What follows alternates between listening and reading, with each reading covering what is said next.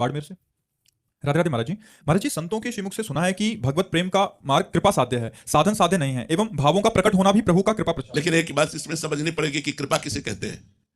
मन क्रम वचन छाड़ चतुराई और भजत कृपा कर रघुराई। हम ये सोचे कि हम बैठे रहे हमें प्रेम प्राप्त हो जाए तो फिर सबको प्रेम प्राप्त हो जाना चाहिए। प्रेम उसी को प्राप्त होता है जो डट कर भजन करता है, जो विषयों से लड़ता है, गंदी बातों को अपने मन में, गंदी बातों को अपने तन में, गंदी बातों को अपने दिमाग में नहीं आने देता, लड़ता है वो भजन करते हुए, प्रयत्नशील है, रात दिन भजन परायण है, उसी पर कृपा उतरती है।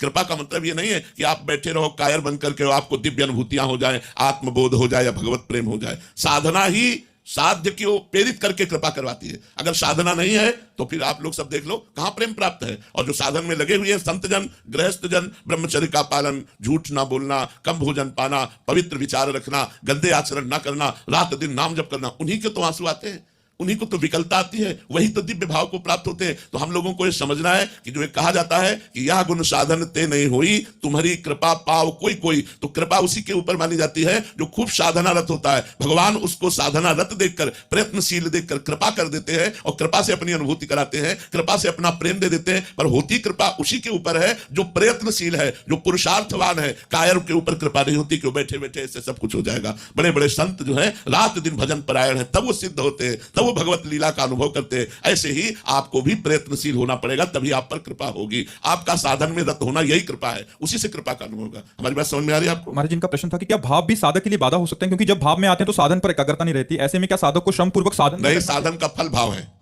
साधन का फल भाव। जैसे हमारी साधना रोज चतुरासी जी का पाठ करना, पाठ करते करते हमारा मन भावना में डूबने लगा। मनोमृणाल भूषण भूषित भुज श्याम वंश पर डारी, जैसे हित हरिवंश जुगल करनी गज, बिहरत बन पिया प्यारी, बिहरत बन पिया प्यारी। वो उपासक देख पा रहा है प्रियाजू लालजू के गले में गलबहिया दिए हुए मंद मंद मुस्कुराती हुई, एक दूसरे के नेत्रों में नेत्र हैं और वृंदावन की कुंज बीथियों में बिहर, वो डूब गया, पाठ रुक गया, घंटों उसी में डूबा। ये उसका फल है, ना कि विघ्न।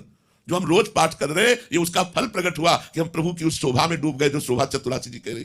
तो ये कभी नहीं मानना चाहिए सेवा करते करते प्रभु की सेवा में आप रुक गए, उनकी शोभा निहार रही, आंसू आने लगा। ये सेवा का फल है, ये बाधा नहीं है, ये भजन का फल है, ये पाठ का फल है कि हम उसमें डूब जाए। माला रुक गई, आंसू चल रहे हैं, अंदर से मधुर मधुर नाम निकल रहा है, ये जप का फल है, ये बाधा नहीं है। समझ